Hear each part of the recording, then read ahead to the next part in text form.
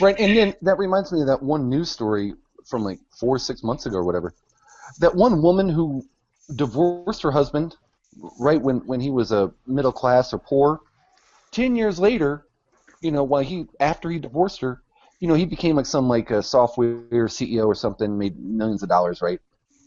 She actually went back and tried to sue him for alimony. I remember that Yes, yes, I story. saw that. Yeah, Good, that's good. crazy. Well, she'd done so much to help her, She helped him create that new company. Not, I mean, she did nothing. Oh my God. Well, but Right. that was the funniest thing about that one story that chick wrote about how she's 42 and childless and alone because she left the man of her dreams when he was, poor and not doing that great, and then he married somebody else, and now she's like fucked herself.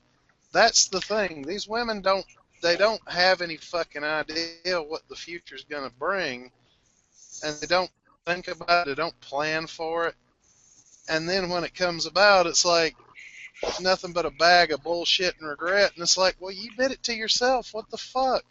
Yeah, but who wants Yeah. someone like that who wants to be around you just in case you make it? You know?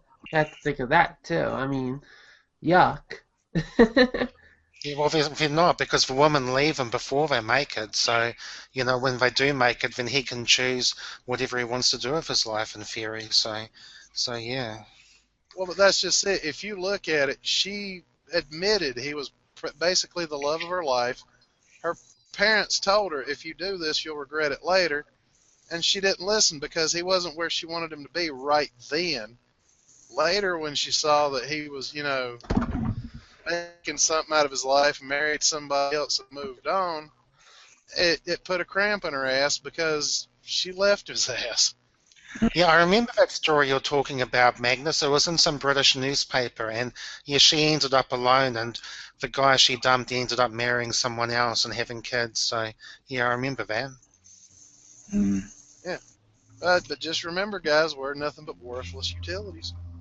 And that's what happens when you put women in charge. They're going to destroy, families. They're going to destroy the country. Like I was reading Portugal, Walmart in Portugal has to pay over 90% of its profits to the Portuguese government because there's so many like solo mums and welfare in Portugal that the government just has to take virtually all the earnings of companies, not profits, but the earnings.